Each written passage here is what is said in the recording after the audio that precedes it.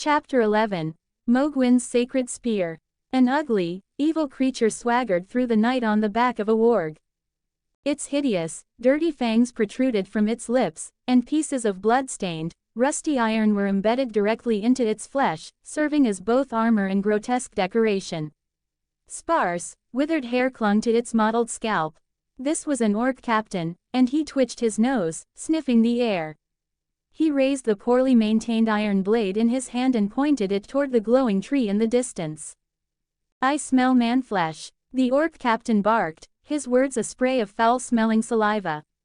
"Kill them all, peel their skin, dig out their organs, and feast on their bodies. Then, cut down that glowing tree and bring it back to Dol Guldur as an offering to our master." "Ooh-woo-woo," a chorus of excited roars answered him. Behind the captain, a horde of orcs on their warg mounts surged past, their howls a promise of the slaughter to come. They made no attempt at stealth. They believed the sound of their approach would fill their prey with terror, making the moment they finally appeared all the sweeter. The wargs moved with a terrifying nimbleness, weaving through the forest and ruined buildings until they reached the edge of the Erd tree's golden light. And there, they stopped. Their sharp claws tore at the earth in anxious, frustrated scrapes. No matter how much their orc riders kicked and cursed, the beasts would not advance. The light of the young tree was anathema to them, a holy radiance that filled them with a deep, instinctual revulsion. "Grr," the wargs growled low in their throats, a guttural communication between beasts. The light itself would not harm them, but to a creature of darkness like a warg, standing within its glow was as disgusting as a man wading through filth. Ultimately, their inherent evil and the burning lust for slaughter overrode their revulsion. With angry, snarling roars, they charged forward. Their fury was now directed at the humans who had planted this offensive tree, but it was also a silent threat to their own captain. If they did not receive enough fresh meat to sat their hunger after the battle, the orc on his back would have to make up the difference. As the wargs surged ahead, the orcs raised their rusty swords and axes, letting out another volley of triumphant howls. They could hear the cries of their brethren approaching from the north, growing closer. Another warband. "Faster! Go faster!" the orc captain shrieked, his voice rising with greed and urgency. "Don't let the northern filth steal our food." There was no concept of cooperation among orcs, only competition. The captain was already imagining how, if the northern party reached the humans first, he would simply steal the corpses from them. Perhaps he would even arrange for a few unfortunate accidents to befall his rivals. The thought was cut short by a flicker of another image in his mind, a tall, white, one-armed figure. A cold dread, sharper than any blade, washed over him. If he found out what he had done, he would be the one fed to the wargs. The orc captain swallowed hard, the fear of that one-armed being extinguishing his petty schemes. He channeled his frustration back toward the humans. He would make them feel his terror instead. "Awawawawawoo, ah!" Suddenly, the excited howls from the north changed. They became cries of confusion, then pain. The orc captain frowned, wondering what was happening, when he saw flashes of brilliant sky-blue light flicker through the northern trees. The light was followed by the sharp, terrified screams of orcs and the dying whimpers of their wargs. One or two screams might have been futile resistance. But this was a chorus of death, a wave of agony that washed over the woods. Even an orc captain's dull wit could tell that something was terribly wrong. "Slow the march. Stop," he roared at the charging vanguard. But the wargs, already maddened by the Erd tree's light and the sight of a lone, armored figure standing before them, ignored him completely. The orcs on their backs, their own bloodlust boiling over, urged them on faster. The captain watched from the rear as the armored man, Tarns, threw several clay pots into the charging horde. Sizzle. Just as when Tarns had aided Thorin Oakenshield, the orcs had no concept of the destructive power of a lightning pot. 3 of the small jars landed amidst the vanguard. The wargs, all converging on the single target, were packed tightly together. Golden lightning erupted. The 5 wargs at the very front, along with the orcs on their backs, were instantly blasted into charred, smoking husks.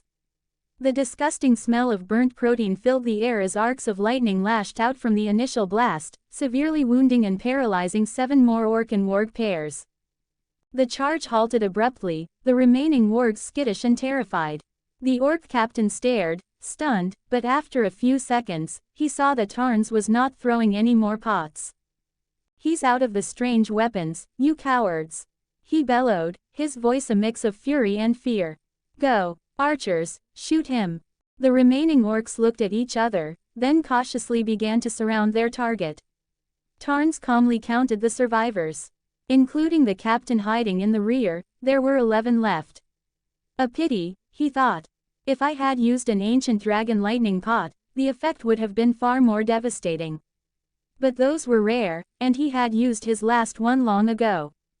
As he pondered this, Tarns reached behind him and drew forth a new weapon.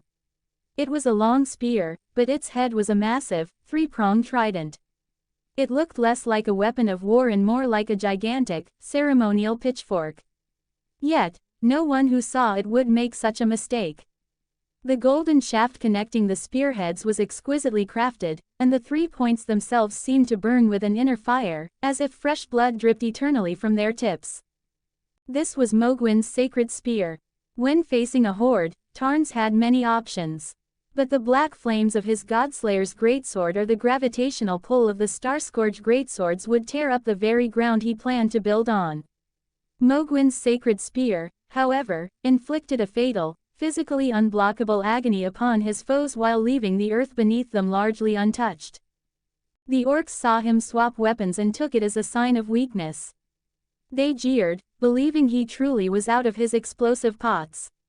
They swarmed forward, their dim minds recalling a simple truth of battle: a long-handled weapon was clumsy and useless up close. Through the visor of his helmet, Tarns could see the matted brown fur of the lead warg as it lunged and could see the orc on its back grinning with yellowed teeth. The next moment, Tarns raised a whistle to his lips and blew a sharp, ethereal note. With a shimmer of blue light, Torrent appeared, his spectral form larger and far more powerful than any warg. The spirit steed reared, its front hooves lashing out with impossible force, and kicked the charging warg squarely in the head. Crack! The warg's neck snapped with a sound that was sickeningly clear in the sudden silence. It was thrown aside, its rider still trapped on its back, and landed in a heap at Tarns's feet. Without a backward glance, Tarns vaulted onto Torrent's back and charged, not away from the enemy, but directly toward the orc captain. He knew from experience that once the leader was slain, the rest of these creatures would fall into chaos. As the saying went, to capture the rebels, first capture their king. The orc captain saw the lone knight charge into his encirclement and let out a ferocious, delighted grin. "Chop him to pieces," he roared. But before the orc archers fumbling for their bows could even knock an arrow, they saw the warrior on horseback raise his great trident high, stabbing it into the empty air above his head. Then, to the disbelief of every orc and warg, the 3 spearheads of Mohgwyn's sacred spear ignited with a blood-red flame. A crimson light, malevolent and hungry, pulsed outwards, momentarily suppressing the holy glow of the Erd tree and bathing the entire clearing in its ominous glare. The orc captain felt his skin crawl, as if being sliced by 1,000 invisible razors. A deep, gnawing pain erupted from within his body as neat, clean wounds opened up all over his flesh, spilling his foul, black blood. In his eyes, dilated with pure terror, he saw the blood itself begin to burn with the same scarlet flame as the spear. A heart-wrenching, soul-piercing agony shot through him. He screamed, an inhuman sound of pure torment. All around him, the other orcs and wargs shrieked in unison as the blood flame took hold. The wargs, whimpering in pain, threw their riders and tried to flee. The dismounted orcs went mad, smashing their own heads against the rocks or plunging their daggers into their chests to escape the unbearable suffering. And the instigator of it all, Tarns, sat calmly atop his steed, unmoved by the symphony of agony around him. He raised his spear and thrust it toward the sky again, and then a third time, as if performing a sacred, terrible ritual. With each thrust, the crimson light grew more vivid. The sky itself seemed to bleed, pierced by the spear tip, gushing a torrent of spectral blood that rained down upon the battlefield. As the third thrust ended, the bodies of every orc and warg in the clearing burst simultaneously. They died weakly, powerlessly, their lives ending in a final, gory spray upon the land they sought to defile. Tarns lowered Mohgwyn's sacred spear. After a quick scan to confirm that all were dead, he spurred Torrent on, riding swiftly toward the north, where Nephili and Gandalf waited. End of chapter. Check out my Patreon for more chapters on all of my fanfics. www.patreon.com/MeowthTL closing square bracket. Plus 300 power stones equals plus 1 bonus chapter. Plus 500 power stones equals plus 1 extra chapter. Thank you for your support. 1 comments 0 vote. Chapter 12. Gatefront Ruins. By the time Tarns reached Nephili and Gandalf, their battle was all but over. The last 2 orcs broke and fled, only to be run down by Nephili. As they turned to raise their rusted blades, her war axe, wreathed in storm and thunder, descended. This battlefield was a far more visceral scene than the one Tarns had left behind. There were no peacefully slumbering corpses here, only a grim tableau of dismembered limbs and shattered bodies. The wargs had fared no better, their carcasses riddled with perforations from the cuckoo glintstone traps that had been buried in the earth. Nephili calmly lopped the head from the last orc, ensuring it would not rise again, then sheathed her axe and approached. "Are you injured?" Tarns asked, his gaze settling on Gandalf. He knew Nephili's prowess, it was the wizard he was concerned for. Before Gandalf could answer, Nephili spoke, her voice flat. "I don't think you need to worry about him. Of the bodies on the ground, excluding those taken out by the cuckoo glintstone and the lightning pots, he alone, with his staff and sword, accounted for half." Tarns let out a silent sigh of relief. "It is good you are both unharmed." Nephili then turned to Gandalf, her crimson eyes holding an expression he couldn't quite decipher. After a moment of hesitation, she spoke, a hint of apology in her tone. "The wind stirred by your blade told me you are an excellent warrior. I have never seen a sorcerer use his staff to knock an enemy's head off, but I underestimated you." Gandalf chuckled, showing no signs of fatigue from the brutal fight. "There is no need to apologize, Nephili Lu. You are the great warrior here.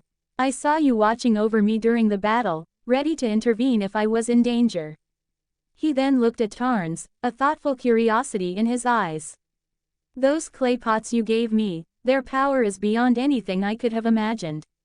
If the kingdoms of men had such weapons, it would be a blessing in the war against the orcs. It would save countless lives." Gandalf was far too wise to ask for the recipe directly, but the unspoken question hung in the air. Tarns understood. He shrugged. "The crafting is not complex. In fact, it might be simpler than you think."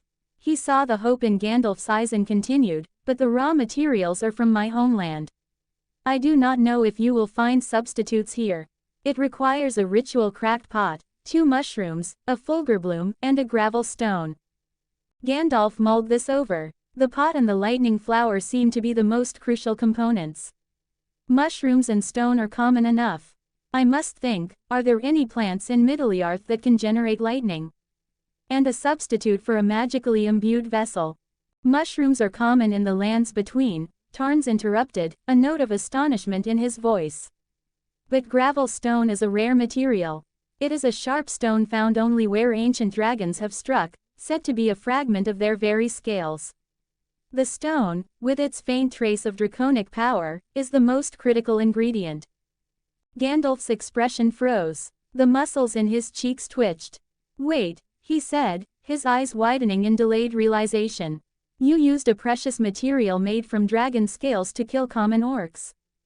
Nephili, who had been listening silently, spoke up. "Tarns is a pragmatist. As long as it can eliminate the enemy quickly, he does not care how precious the material is." Tarns nodded in agreement. "An item can be replaced," he said to the regretful-looking wizard. "A life cannot. The fact that you and Nephili are unscathed proves the lightning pots served their purpose." Gandalf let out a long sigh. "If only the kings of men were as open-minded as you. My work would be much easier." He then shook his head. "Though I wonder, gunpowder. You know of it? Tarns asked, surprised. The fireworks I set off in Hobbiton, Gandalf clarified, not realizing the vast difference in power. I know how to craft a flame pot, Tarns offered, but it, too, requires a ritual cracked pot, and I do not know how to make one. As for gunpowder, my knowledge is the same. I know how to use it, but not how to make it.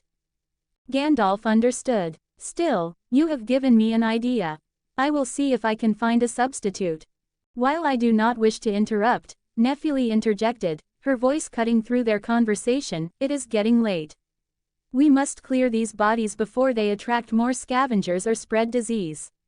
I have no wish to sleep with the wind carrying the stench of their blood. She glanced to the east, where Rogier was approaching. Tarns sighed. You're right, we must clean the battlefield. He suddenly missed the days in the lands between when he only had to kill, not bury. Gandalf walked over and handed the coated sword back to Tarns. This is a fine blade. Thank you for the loan. Tarns, however, waved his hand and produced another coated sword from his pack. Since you find it handy, take the matching one as well. Do not refuse. I have many and rarely use them myself. Gandalf had little choice but to accept. As he fastened the blade to his belt, he said, do not worry about the wargs. Their evil forms will dissipate on their own. But the orcs must be dealt with. I will lend a hand. That is what I came to say, Rogier said, his expression strange as he drew near. The bodies of the orcs and wargs, they are being absorbed by the Erd tree. Returning to the tree, Tarns immediately looked up, meeting Rogier's gaze. The two of them, who had studied the phenomenon of deathroot together, thought of the same thing. Absorbed? Gandalf asked, puzzled. Before he could finish, he saw the answer for himself. On the grassy ground, the corpses of the orcs and wargs were enveloped in the brilliant golden light of the Erd tree. But it was more than just an embrace, they were being assimilated. The lifeless flesh was slowly dissolving into translucent golden particles, drawn into a current that flowed toward the tree. Gandalf realized it was not the flesh but the souls of the evil creatures that were being drawn out, their darkness cleansed by the holy light. The process was swift. Soon, all that remained were ethereal streams of gold, a fragmented starlit river flowing into the Erd tree. The sight was imprinted in Gandalf's memory, a scene of profound and beautiful magic. As the last particles were absorbed, the Erd tree surged, growing several centimeters in an instant. Then, a wave of golden grace pulsed outwards, enveloping the ruins within a 40-meter radius. When the light receded, the ruins were gone. In their place stood a fortified outpost. Around the Erd tree, 4 spacious guard posts were arranged in an orderly fashion. The muddy, weed-choked ground was now a road of paved flagstones. Beside the road stood 3 large, semi-open tents of deep yellow cloth, each with a crackling bonfire and a military standard planted firmly in the earth. The flags bore the sigil of a lion and a great tree. The tent flaps were open, revealing stacks of firewood, sealed barrels, and weapon racks gleaming with cold steel. The racks were empty, for the weapons were held in the hands of their owners. 12 soldiers stood in silent formation. They wore iron helms, chainmail, and cylindrical plate armor emblazoned with the image of the Erd tree and the symbol of the golden lineage, the Vizier beast. They held weapons ranging from one-handed swords to massive great swords. At their head stood a tall, powerfully built knight. They all knelt on one knee, their heads bowed toward Tarns, who still had his hand on the tree's trunk. The transformation was absolute. The ruins had been remade, reformed by an unseen hand into a well-built pass. To Gandalf, it was utterly alien. But to Rogier and Nephili, it was achingly familiar. The gate-front ruins, Rogier breathed, recognizing the pass that had once led to Stormvale Castle. Nephili nodded. And those are Godric's soldiers. Though they look healthier than I remember. Gandalf could only stare, muttering to himself. What other surprises do you have in store, Mr. Tarns? First a team of elite soldiers, next will you conjure a castle? Rogier, overhearing, quipped, perhaps not just a castle. He might even conjure an ancient dragon for you. Gandalf closed his eyes. My heart might not survive it. Tarns's consciousness returned from his communion with the Erd tree. He now knew it could absorb the souls of those who died nearby, accelerating its own growth. The thought of luring more orcs to their doom, to feed the tree, was a tempting and terrible one.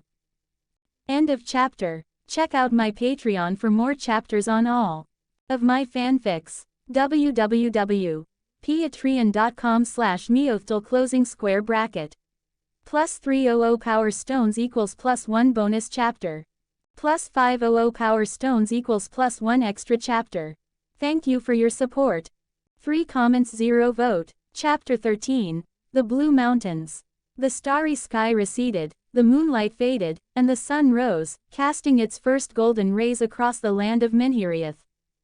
Gandalf mounted his pony and prepared to depart. Tarns, Rogier, and Nephili stood at the edge of the newly formed outpost to see him off. "Are you certain you cannot stay a few more days?" Tarns asked, making a final attempt to persuade the wizard. "Your words are often riddles wrapped in poems, but I find I quite enjoy your stories of Middle-earth." He had grown to like the wise old man.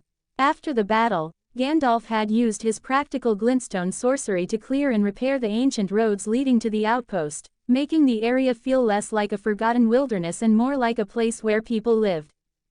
Gandalf accepted the staff Tarns handed him, weighing it in his hand. "Meetings are always brief, and partings will always come, my friend," he said with a smile. "Evil stirs in this land, and I must uncover the truth of it." Tarns, who had removed his white wolf helmet, ran a hand through his messy black hair.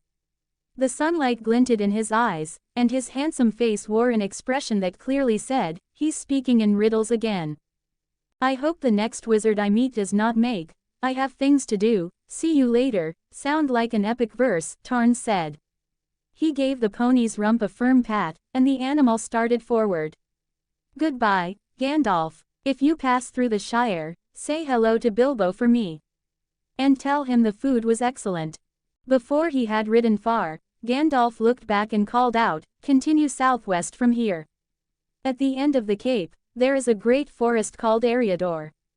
It is said that the indigenous men of Minheriath, who have hidden there since the Second Age, still dwell within it. Or you can head further southeast. You will find a ruined port called Tharbad. Perhaps you can use it to make contact with the kingdom of Gondor." Tarns committed the names to memory. "Eriador, Tharbad, I will remember them," he shouted back. Satisfied, Gandalf turned his head and urged his mount into a brisker pace, soon disappearing over the rolling hills. Rogier, shielding his eyes from the morning sun with the brim of his sorcerer's hat, walked over to Tarns. "So, will you be visiting those places next?" "First, I'll check the map Bilbo gave me," Tarns replied. "If they are too far, I will remain here to guard the Erd tree. Only when I can summon a true fortress will I feel comfortable leaving for any length of time." He pulled the worn parchment from his pack. The map was creased from frequent use, but the markings were still clear. Rogier leaned in, his curiosity piqued by the symbols Tarns had added: small, crossed swords and simple stick figures.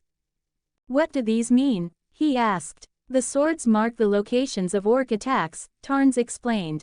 "The figures are where I met a company of dwarves from the Blue Mountains. Based on the distances I've traveled, our approximate location is here." His finger landed on a black dot he had drawn, beside which he had written, "Golden Tree," in the elegant script of the lands between. Rogier's eyes followed Tarns's finger, and using the directions Gandalf had given, he quickly located the names on the map. "It seems Eriador is closest to us," he said with a smile.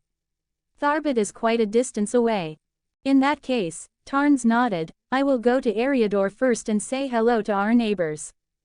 Just then, Nephili's voice cut in from behind them. "Where are you going, my king?" She was dragging the carcass of a wild deer, a single, perfectly placed arrow protruding from its ear, the arrowhead having pierced clean through its skull. Tarns turned, his gaze falling on the deer before answering. "The wizard recommended 2 places worth visiting. Have you just returned from the hunt?" Nephili dropped the deer at her feet. "I have, but the game around here has fled or been slain. I left before sunrise and only now found this one." She hesitated for a moment, Then her expression grew serious. Tarns, I do not think we can go anywhere just yet. We must solve our food problem first. If it were just the three of us, your rations would last a week. But with 13 new mouths to feed, this morning's breakfast consumed most of what was left. The reality of the situation hit Tarns. Are there enough rations for lunch? Nephili kicked the deer carcass. Counting this, yes, but I cannot be certain about dinner. The only good news is the river nearby. We will not lack for water. A thought struck her. Perhaps I should have Godric's soldiers make some fishing rods. That is why I chose this place, Tarns said. A river means we will not starve in the short term. The game will return to drink. But it is not a long-term solution. We will need to farm. I have some seeds, but they are not for crops. He looked at the Erd tree, its golden leaves shimmering in the sun. If we can get proper seeds, they will ripen quickly under its blessing. Nephili's expression relaxed. From your tone, I assume you have a way to acquire them. Tarns nodded. He handed the map to Rogier, then reached into his pack and pulled out a battle axe, smaller than Nephili's own. Its black steel head was etched with unfamiliar runes. Nephili's eyes narrowed. As a master of the axe, she recognized its superb craftsmanship at a glance, but the style was not of the lands between. This was a weapon from this world. She understood instantly. The owner of this axe is named Thorin, Tarns said, hefting the weapon. It was too small for him to use for anything but practice. He told me that if I ever needed anything forged, I should seek him out. I doubt he would be stingy with a few crop seeds. Where is he now? Rogier asked. Is it far? He said he was a dwarf of the Blue Mountains. If I show this axe, someone should lead me to him. Rogier unfurled the map again. After locating the mountains, he smiled. It is not too far, but our trip to Eriador will have to wait. Tarns promised Rogier he would get his chance to explore soon enough, then turned to Nephili. Give me a week and a half. I will ride Torrent at full speed. Even if I cannot find Thorin, I will barter for what we need. With the plan settled, Tarns went to the newly formed gate of the outpost. The Godric knight and his soldiers stood guard, their discipline unwavering. He entrusted the safety of the Erd tree and his companions to them, then blew the whistle that summoned Torrent. 3 days later, Tarns rode for 3 days and 3 nights without rest. Through the weary eyes behind his helmet, he finally saw them, a continuous range of mountains that, from a distance, truly lived up to their name, appearing as a wall of deep, hazy blue. As he drew closer, he saw they were covered in vast forests of dark green pine, and nestled at their feet were bustling towns, smoke curling from 100 chimneys. He took off his helmet and drank from his crimson flask of tears, the magical liquid instantly restoring his stamina. He guided Torrent off the open plains and onto the wide, well-maintained road built by the dwarves. The road was busy. Dwarves with cheerful, ruddy faces traveled in both directions, some returning laden with goods, others leaving with carts full of merchandise, their expressions full of hope. Besides the short-bearded Thorin, Tarns now saw dwarves with fiery red beards and others with magnificent golden beards, all braided into intricate, fascinating patterns. He even had the fleeting thought that perhaps Thorin was not a dwarf at all, but a tall hobbit, so sparse was his beard in comparison. When the dwarves saw the armored human on his spectral steed emerge from the roadless plains, some grew wary, while others were merely curious. It was not unheard of to see men in the Blue Mountains, but they were always merchants. A lone, dusty warrior was a rare and intriguing sight. Tarns put his helmet back on, blocking the scrutinizing gazes, and urged Torrent forward. He soon arrived at the gates of a large town. Dwarves and a few human merchant caravans were lined up, waiting for entry. Fully armored dwarf soldiers, their spears held at the ready, patrolled the lines.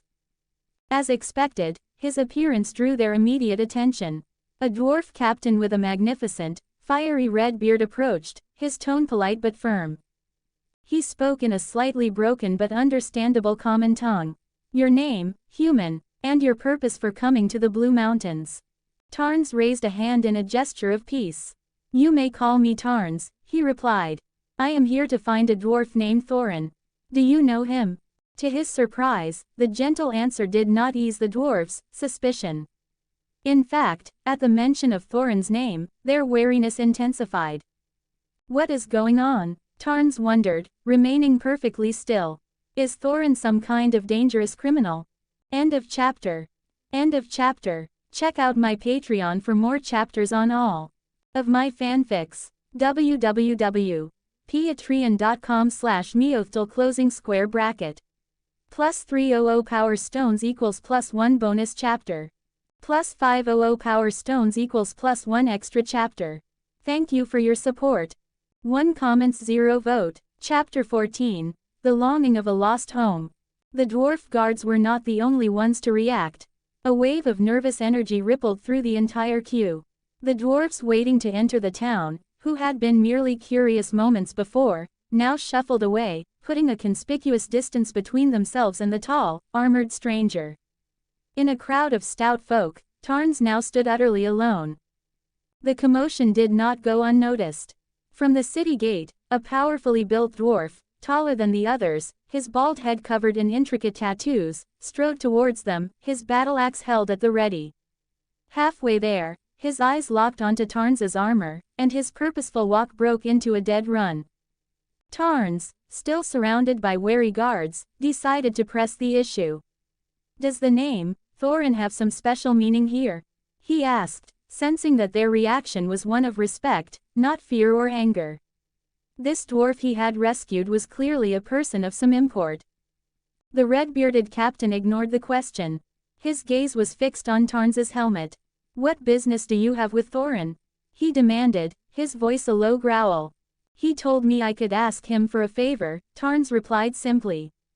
He glanced at the guards clutching their weapons and felt a familiar headache coming on. In the lands between, this would have been simple. An obstacle in your path was an enemy to be cut down. But these dwarves were not the mindless, maddened husks of his homeland. They could be reasoned with. If only Rogier were here, he thought. He would know what to say. Tarns tried again. When we parted, Thorin gave me an axe. He said if I showed it, I could find him. I can sense his importance to you, so please believe me, I have come only to ask a small favor. The dwarf captain stood like a stone for a long moment, then gave a curt, almost imperceptible nod. Dismount your horse, human wizard. It is difficult to look up at you. No problem, Tarns replied. He stroked Torrent's back, then brought the spirit steed whistle to his lips. With a shimmer of blue light, Torrent dissolved into ethereal particles, and Tarns landed softly on the ground. A wave of murmurs and exclamations rippled through the watching dwarves. A human wizard, did you see that? The horse just vanished. Tarns noticed their wariness seemed to lessen now that they believed him a wizard. The captain's tone softened as well. You are a wizard. Tarns nodded and reached into the space between worlds, producing the battle axe Thorin had given him. The sight of this casual miracle further convinced the crowd. I'm not seeing things, am I? He pulled it from thin air. Amazing. Tarns half-crutched, turning the axe so its handle faced the captain. The dwarf needed only a single glance at the runes etched into the steel to recognize it. He did not take it, but instead gently pushed it back. This is his axe, he said. I believe you have no ill intentions, human wizard. At that moment, the tattooed dwarf finally reached them, breathing heavily. Gloin, he shouted. He is Mr. Tarns, the one who saved me. The captain, Gloin, looked at Tarns with a start of realization. Why did you not say you saved Thorin? He asked, his tone now apologetic. I did not do it for recognition, Tarns replied with a slight nod. And I suspected you would not have believed me. Do not trouble yourself, Mr.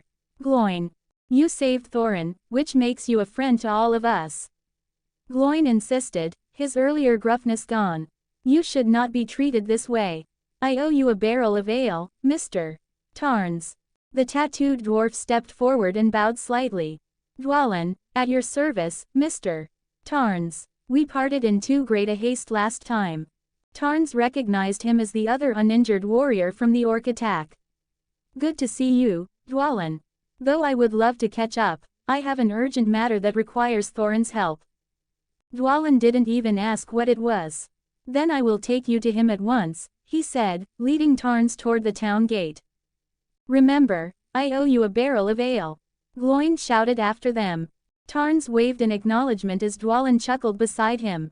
When the time comes, Gloin and I will treat you to a proper drink. The warmth of their welcome eased the tension in Tarns's shoulders.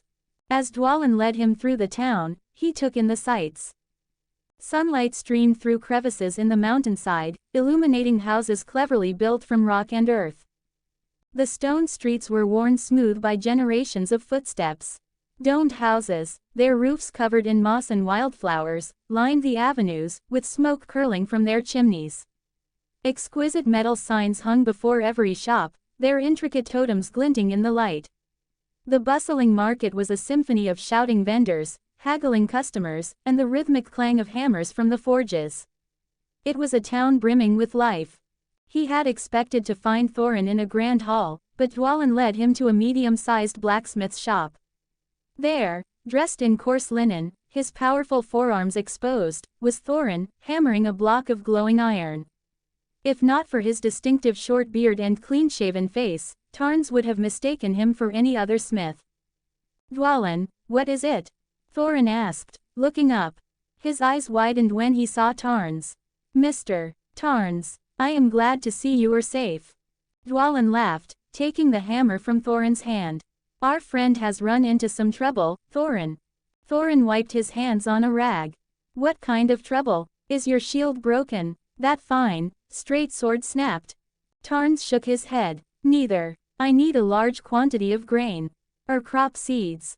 Dwalin let out a booming laugh. You come to dwarves for cheap grain. Lord Tarns, if you are hungry, you are always welcome here. Food is plentiful, and wine is abundant.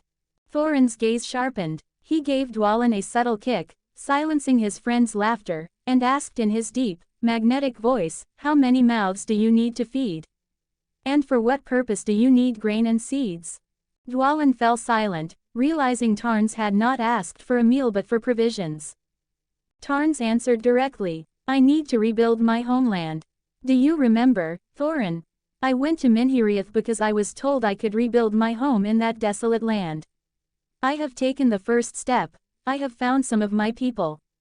But the land is barren. I need grain to see us through this difficult stage. I will not take it for free. I can exchange it for things from my homeland, like the warmstone that can heal wounds and restore stamina. He finished and waited for Thorin's reply. At the words, rebuild my homeland, Thorin's clear eyes clouded over. His thoughts seemed to drift far away, to the east of the Misty Mountains, to a massive lonely mountain in the north. Erebor, Thorin, Dwalin said softly. Thorin blinked, returning to the present. His gaze was full of complex emotions. He let out a long breath. 50 dwarf rations, including meat and fruit. Wheat, corn, tomatoes, and cucumbers for seeds. In my personal name, I will also give you 2 dairy cows, 7 sheep, and a dozen chickens. Is that enough, to rebuild your homeland? Tarns, busy calculating what he could offer in exchange, did not catch the heavy emphasis on those last words. Completely sufficient. What do you need? Forging stones. They can help you craft sharper weapons. Just as he was trying to remember how many he had, Thorin spoke, his voice barely a whisper. They're free. Tarns was stunned. No, Thorin, what you offer is already far more than I expected. I cannot accept it for nothing. Dwalin came to Thorin's side and clapped a hand on his shoulder. You do not need to pay, Mr.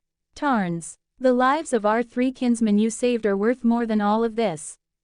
And your reason, as your friends, how could we refuse someone who seeks to rebuild their homeland? A faint, sad smile touched Thorin's lips. Only by losing one's home can one understand how precious the chance to rebuild it is. If I were in your place, Tarns, I would ask for far more. Tarns finally caught the hidden pain in his words. He looked from Thorin to Dwalin, whose own expression was now shadowed. Are the Blue Mountains not your homeland? He asked quietly. End of chapter.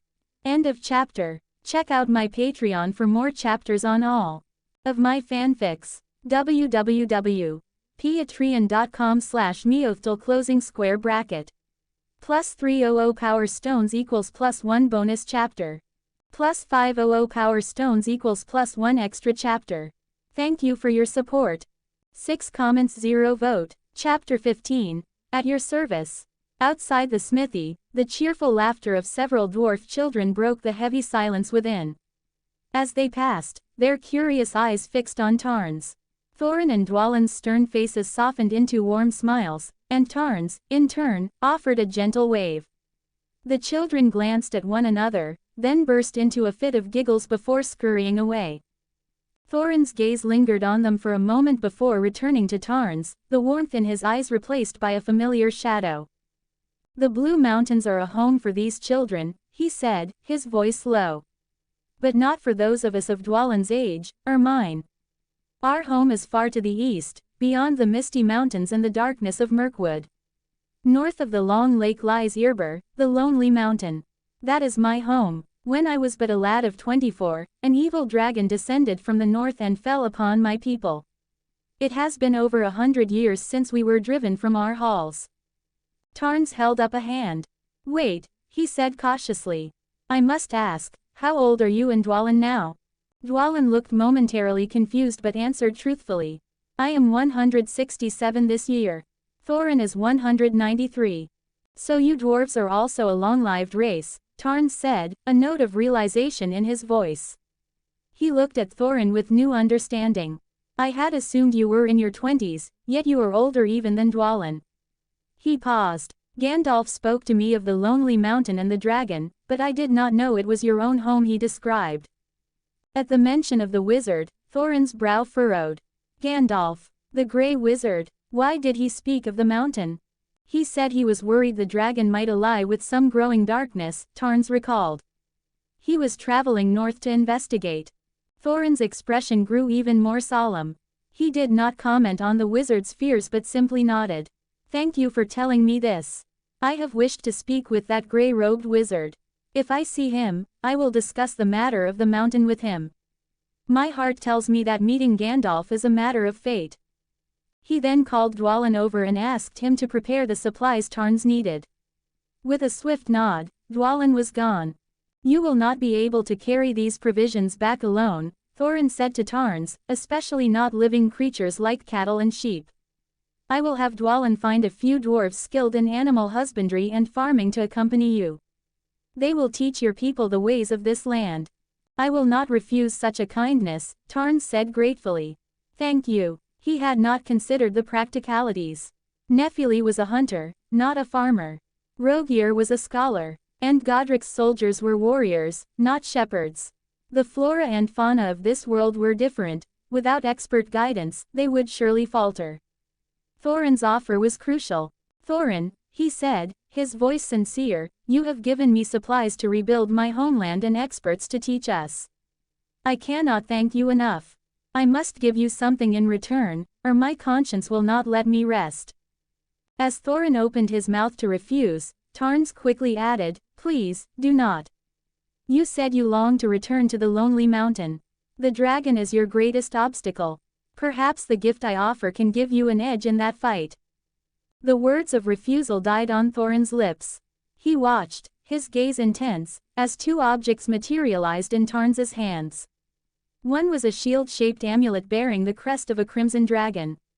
The other was a hand axe forged from the scales of some great beast, its edge coated in a shell of ice that radiated a palpable chill. This is the Flamedrake talisman, Tarns explained, presenting the amulet. This particular one is of the highest quality, it will greatly diminish the damage from any fire. And this, he held up the axe. This is the Icerant hatchet. It was a tribute from the northernmost city in my homeland, forged from the scales of a frost-breathing dragon. He had given the hatchet to Hugh the blacksmith, who had reinforced it to its absolute limit with somber smithing stones. It was Hugh who had told him of its origins and the power locked within it. Gandalf mentioned the dragon of your homeland breathes a terrifying flame. I thought these might be of use. Tarns bent slightly and placed both items into Thorin's hands. Thorin took them with a solemn reverence. As a master smith, his attention went straight to the Icerant hatchet. The moment his fingers closed around the handle, he felt the deep, unyielding cold of it, a chill that did not warm to his touch. He turned and, without a word, laid the axe's blade against a bar of glowing hot iron on the forge, a sword that he and Dwalin had been shaping. SSSS's, crack. Two sharp sounds echoed in the smithy. A great plume of mist billowed from the point of contact. Thorin braced for scalding steam, but the mist that washed over his face was shockingly cold. The sweltering heat of the forge was instantly banished, the temperature in the room dropping several degrees. When the mist cleared, the iron sword bar lay in two pieces, a clean break right down the middle. It had shattered, unable to withstand the instantaneous, violent cooling. The two broken ends, and a large portion of the forge itself, were now coated in a thick layer of frost. Thorin stared, speechless. With this axe alone, he said finally, his voice full of awe, you could buy 100 cattle in the Blue Mountains. In a kingdom of men, offering such a weapon would earn you a noble title. And you give it to me as if it were a piece of fruit. I am glad you like it, Tarn said with a smile. The axe also harbors a power from my homeland we call a battle skill. Would you care to test it in a more open space? He had several Iserand hatchets, a benefit of his many cycles. Thorin caressed the cold weapon, a broad, uncharacteristic grin spreading across his face. Of course, Dwalin will take some time preparing the supplies. Follow me, Tarns. He grabbed Tarns by the sleeve and eagerly pulled him out to the courtyard behind the smithy.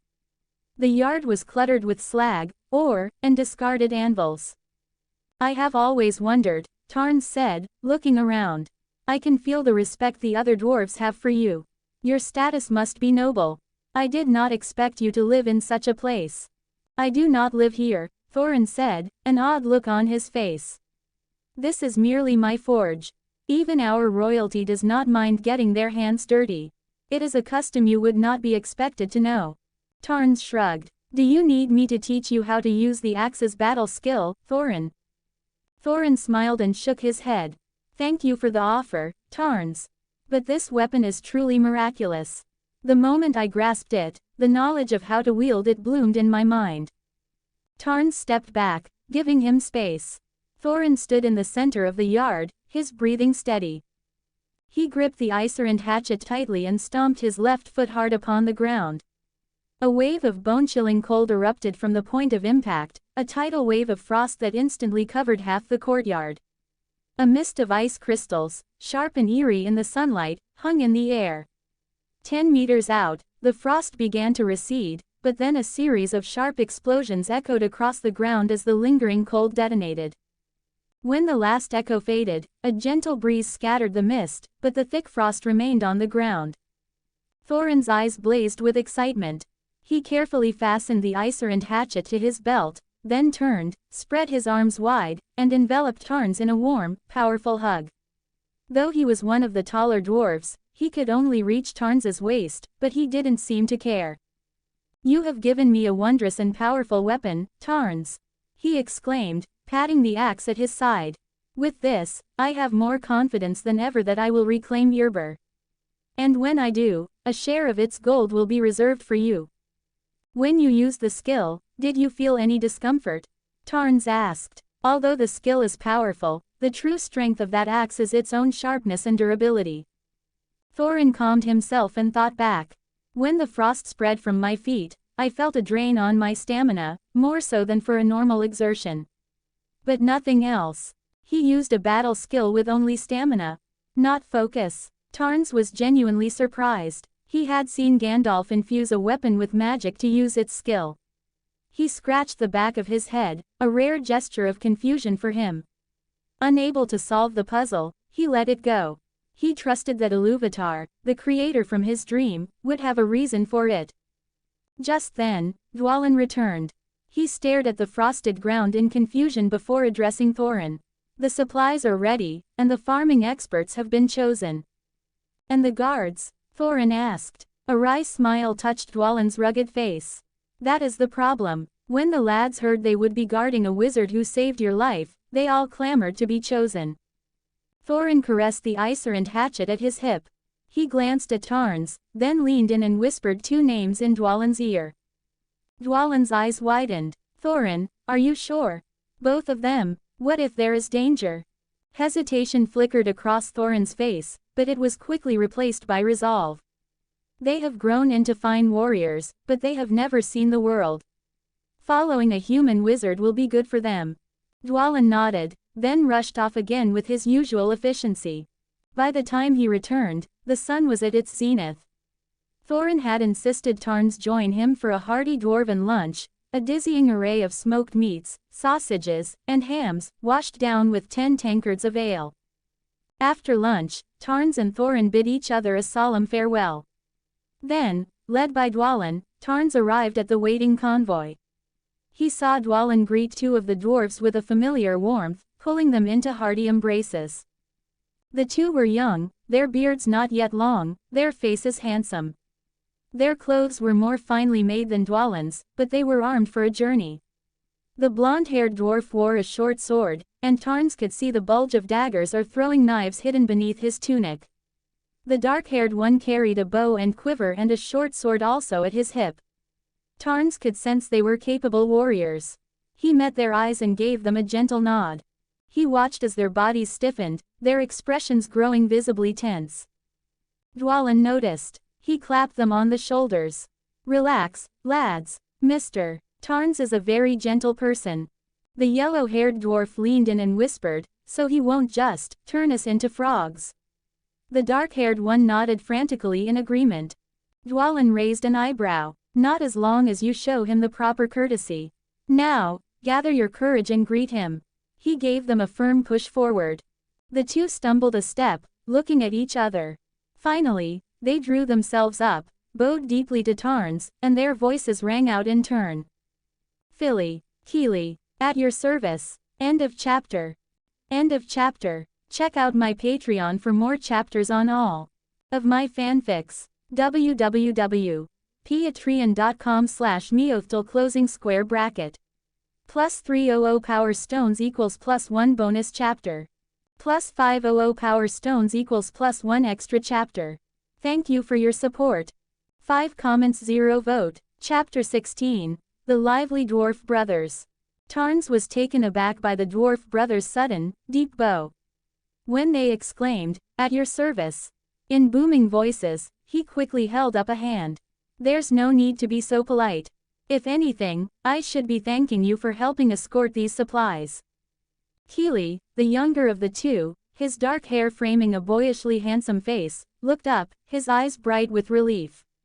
He remained in his bow, however, and whispered to his older brother, "It seems Dwalin was right, this wizard does appear to be quite amiable." Philly whispered back, "Indeed." With a silent, shared understanding, the brothers straightened up. Keely, a wide, foolish grin on his face, started to extend his hand, but Philly stopped him with a look. "You are the benefactor who saved Thorin, Mr. Tarns," Philly said, his expression earnest and serious. "This is the treatment you deserve." Keely glanced at his brother, then nodded in agreement, his own grin returning. "Yes, we heard your story. We came to serve as escorts on this trip to repay your kindness." Dwalin strode over, clapping the brothers on their shoulders. "I told you Mr. Tarns is easy to get along with. But let's save the chatter until we set off. Mr. Tarns's homeland is waiting for these supplies." He turned to Tarns, a grin splitting his rugged face. "After we leave the city, I'll trouble you to lead the way." "Of course," Tarns replied. "I remember the way I came and left markers. I haven't encountered any orcs on this path, so it should be safe." Dwalin nodded, then bellowed at the other dwarves to prepare for departure. Tarns surveyed the convoy. 3 carriages were filled with grains and crop seeds, each with its own driver. The 2 dairy cows, 7 sheep, and a dozen chickens Thorin had gifted were loaded into special livestock carts. He had worried that 4 escorts, himself, Dwalin, Philly, and Keely, would not be enough for such a large train. But his concerns were eased when he saw that every dwarf driver had a short sword or hand axe at their hip. They were not warriors like Dwalin, but they were far from defenseless. The sight of the 7-carriage convoy leaving the city, escorted by a human wizard and the two princely brothers, drew more than a few curious stares. But the dwarves were a practical people, and soon they were back to their own business. The strange sight would be a fine topic for speculation over ale in the evening taverns. As they reached the town gate, Tarn spotted Thorin and Gloin waiting to see them off.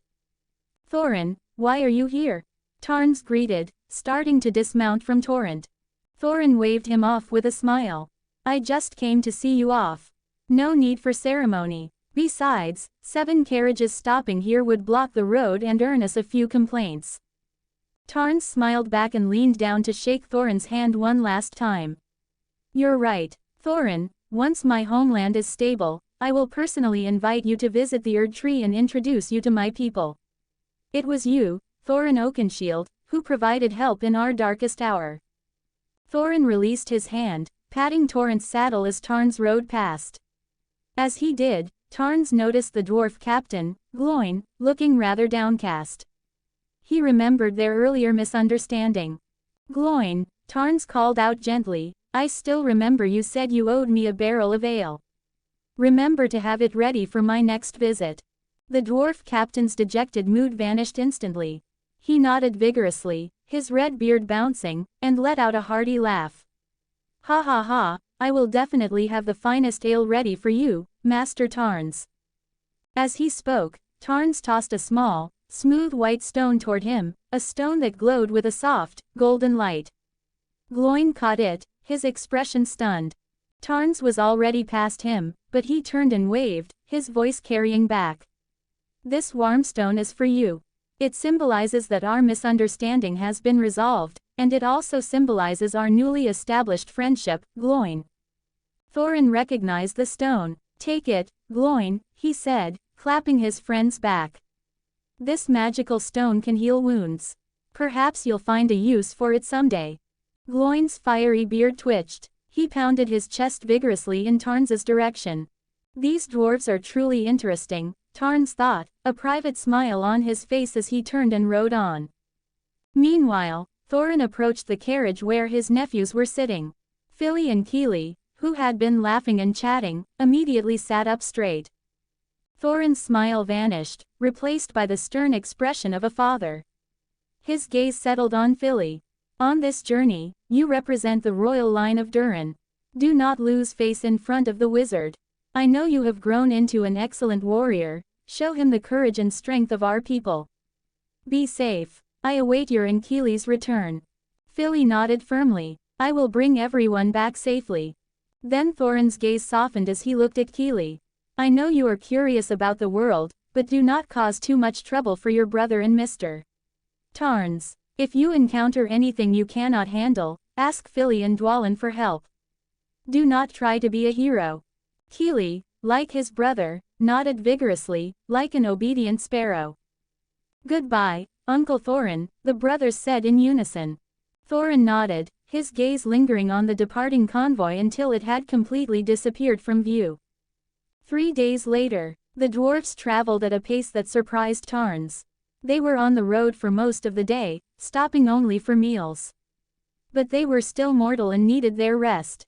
Tarns, checking the map and his markers, estimated it would be another 4 days before they reached the Erd Tree. He was eager to return but knew it was useless to rush. The journey was peaceful. They encountered no orcs. The last attack Thorin faced was rare, Fili explained one afternoon as they rode. Orcs do not often operate in the west. The elves and men maintain a strong defense to the east. Their patrols are constantly clearing out any who wander from the Misty Mountains. I heard human merchants say they saw exceptionally tall orcs near the Misty Mountains, Kili added, his hands gesturing excitedly. But they didn't get a good look. They were frightened off by a chilling roar. Fili smiled. No, Kili. What you are talking about is not an orc, but a troll. They are terrifyingly large, and they turn to stone in the sunlight, so they rarely leave the mountains. The merchants who told you that were lucky the weather was bright, otherwise they would have ended up in a troll's cooking pot. Tarns listened with interest. They turned to stone. I had assumed they were some kind of construct made with glintstone sorcery, and their weakness was simply an inability to tolerate the sun. And besides the trolls, Keely continued, there are orcs in the Misty Mountains even shorter than us dwarves. I believe they're called goblins. He looked to his brother for confirmation. Philly shrugged with a smile. Perhaps. I'm not entirely sure. Just chop off their heads with an axe when you see them. Their conversation was interrupted by the faint sound of rushing water. It looks like we've reached the Brandywine River, Tarn said. He rode to the front of the convoy. Dwalin, let everyone rest here. We have traveled all morning. Let's make a fire and eat. After lunch, we will cross. Dwalin looked confused. Rest now, but we must find a shallow place for the carriages to cross. That could take hours. Tarns laughed kindly and pointed to himself. Dwalin, you often call me, wizard. But why, at a time like this, have you forgotten that I am one? Dwalin's eyes lit up, and he patted his bald head. I have never traveled with a wizard before. I did not expect you could make carriages cross a turbulent river. I will go and tell our kin to rest. While the dwarves prepared lunch, Philly and Keely went out to scout the area. Though they believed the land to be safe, they did not relax their guard. They returned with several fat prairie rabbits, a welcome addition to the meal. After lunch, amidst the excited and astonished cheers of the dwarves, Tarns drew his staff. He used the ice sorcery Ranni had taught him, and a bridge of solid, glittering ice formed across the river, strong enough for the carriages to cross. Magic, wow, that's really cool. Can I learn it? Young Keely asked, his eyes full of admiration, watching as Tarns' staff vanished back into thin air. Philly patted his shoulder, and the brothers followed the others onto the ice bridge. Every dwarf stomped on the ice, testing its hardness, but the bridge held firm. Philly, Keely said to his brother, if I ask Mr. Tarns to teach me some glintstone sorcery, do you think he'll agree? Philly looked at his younger brother, at the bright hope in his eyes, and finally patted his shoulder encouragingly. Then go and ask, Keely. We all know Mr. Tarns is a gentle and easygoing person. He would not be angered by such a question. Then he joked, of course, if you succeed, don't forget to ask for me too. I am also very interested in his wizardry. Keely nodded vigorously and, gathering his courage, rode to catch up with Tarns. Keely, you mean you want to learn glintstone sorcery from me? Tarns looked down at the dwarf, surprised by the request. He saw the hard-won courage and eager anticipation in the young man's eyes. But I've never taught anyone before, Tarns pondered, and his silence made Keely nervous. Philly rode up to stand beside his brother, not daring to make a sound. Finally, under Keely's slightly disappointed gaze, Tarns slowly shook his head. But his next sentence made Keely's spirits soar once more. I'm sorry, Keely, I'm not very good at teaching. But if you don't mind, once we reach my homeland, how about I introduce you to a glintstone sorcery teacher? He's an excellent teacher, and the first sorcery I ever learned was taught to me by him. End of chapter. Check out my Patreon for more chapters on all of my fanfics. www.patreon.com/MeowthTL closing square bracket. +300 power stones equals +1 bonus chapter. +500 power stones equals +1 extra chapter. Thank you for your support. 4 comments 0 vote. Chapter 17, Whispers of War. Tarns found that he did not mind the journey back, despite the monotony of the rolling green plains. Dwalin and the other dwarves were relentlessly cheerful, their spirits high. At every rest stop, they would weave simple, catchy folk songs from the events of their journey, their voices a hearty chorus under the open sky. They even used their eating spoons and plates as impromptu percussion instruments, tapping out surprisingly harmonious rhythms. The brothers, Philly and Keely, were especially lively company. It was clearly their first time traveling so far from the Blue Mountains, and they were full of a boundless curiosity. They peppered Tarns with questions about his life, his armor, his spectral steed, everything. In turn, Tarns shared tales of his travels through the lands between. Soon, Dwalin, who at first only listened in from the edge of the conversation, began to join them. It quickly became a daily ritual. Every time they stopped for a meal, the dwarves would gather around, their mugs filled with ale, eagerly awaiting another story from the armored wizard. Even the cook, busy at the fire, would work with his ears perked, listening intently. Tarns noticed that the young dwarf brothers were particularly fond of stories of heroes, and they were often deeply moved by the tales. So he told them of the friends and foes he had met, weaving a tapestry of legends. Fili, the elder, was captivated by the tale of Morgoth, the Omen King, the lonely, tragic guardian of the Erd Tree. But Kili, the younger, his heart full of a warrior's fire, was enthralled by the story of Iron Fist Alexander, the living jar who relentlessly sought worthy opponents, shattering and reforging himself in the crucible of battle to grow ever stronger. Tarns supposed their preferences reflected their different personalities. He had learned from Dwalin that Fili was being groomed by Thorin as the royal heir, and it showed. The elder brother was more restrained than Kili, his words and actions more measured. Kili, on the other hand, was an open book. His joy was loud, his sadness was a quiet, sincere shedding of tears, and the thrill of an exciting story made him practically vibrate with emotion. Tarns could see that Thorin wanted his younger nephew to grow up free, unburdened by the weight of a crown. Amidst the comforting aroma of cooking food, the hearty folk songs of the dwarves, and Tarns's own epic tales, the convoy arrived safely at the ruins where the Erd Tree stood. A special thanks, Tarns thought with a wry smile, was owed to the orcs, who had not once disturbed their journey. "We're almost there, everyone," Tarns called out over his shoulder, his voice enthusiastic as he addressed the travel-weary dwarves behind him. He dismounted, patted Torrent's neck affectionately, then recalled him with a soft note from the spirit steed whistle. Dwalin barked a few words in concise Dwarvish, and the convoy slowed but did not stop. Kili was the first to ride up beside Tarns, but his eyes fell on the sprawling, time-worn ruins, and his face fell. "Mr. Tarns," he asked, his voice full of a blunt, youthful honesty, "is your homeland just these stones?" Dwalin coughed, a sharp, warning sound. Slap. Fili, arriving a moment later, had heard his brother's reckless question.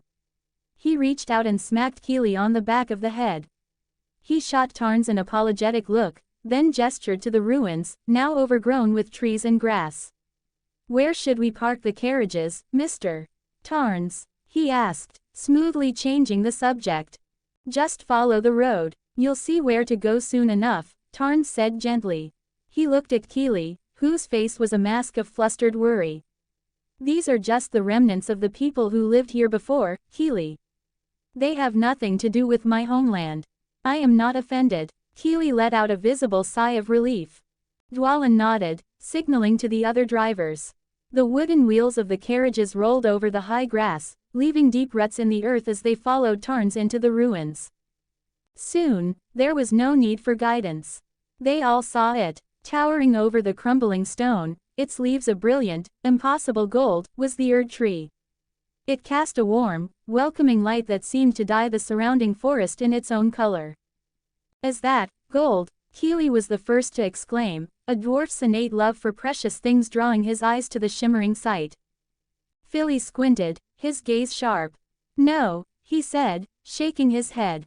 "Not gold, just leaves that have turned golden." A faint smile touched Tarns's lips. He, too, felt a surge of happiness. In the 10 days he had been gone, the Erd Tree had grown 3 or 4 meters taller. As if sensing his return, it pulsed with an even brighter light, its branches swaying in a windless welcome. From a watchtower in the newly formed outpost, 2 of Godric's soldiers, crossbows in hand, saw the tree's unusual activity. They scanned the horizon and spotted the approaching convoy, recognizing Tarns in his distinctive white wolf armor at its head. Their spirits lifted. One soldier remained at his post while the other scrambled down the ladder to report to his superiors. "Tarns is back, with a convoy of supplies." Nephili Lu, glistening with sweat from a vigorous set of push-ups, her wheat-colored abs defined and powerful, heard the Godric knight's report. Her crimson eyes lit up. She sprang to her feet, grabbed her battle-axe from where it leaned against a stone, and followed the knight out to greet them.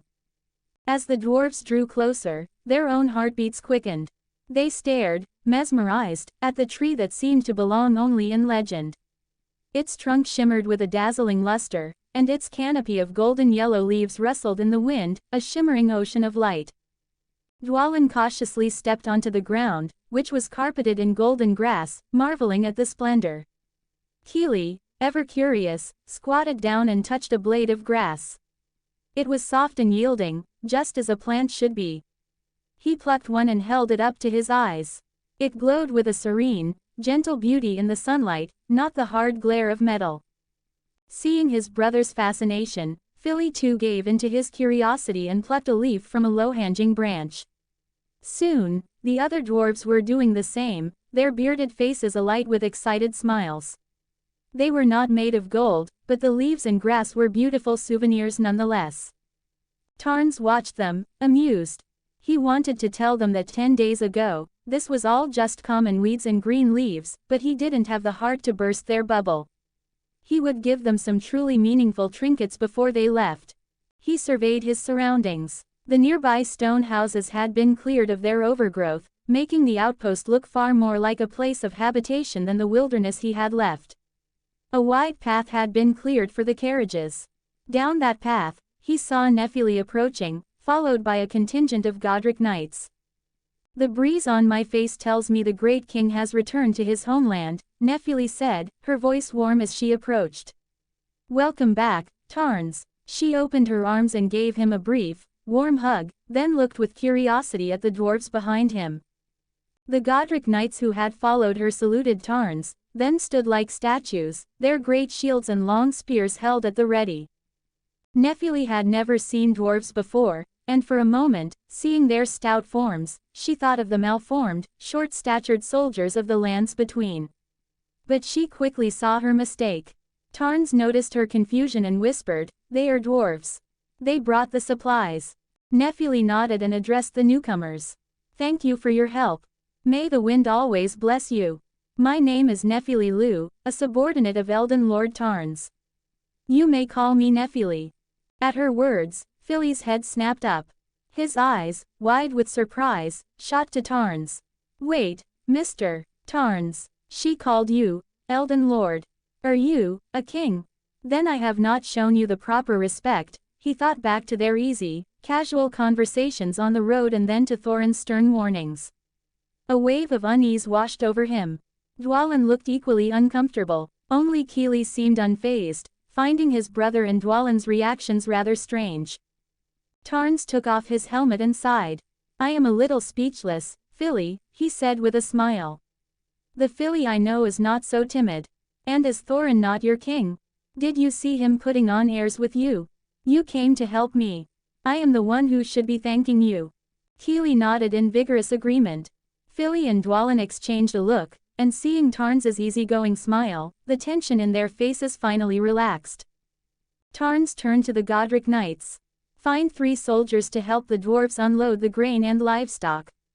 Among them are experts in husbandry and farming. Give them whatever space they require." The knight captain struck the butt of his spear on the ground in salute and strode off to carry out the order. Tarns then turned back to the dwarves. "This is no place for idle talk. Come, admire the Erd tree from a closer distance." "As you wish," Philly nodded, and the 3 of them followed Tarns. Nephili fell into step beside him, her voice low. "In the days you were gone, the orcs launched 2 more night raids. Their numbers were not as large as the first time.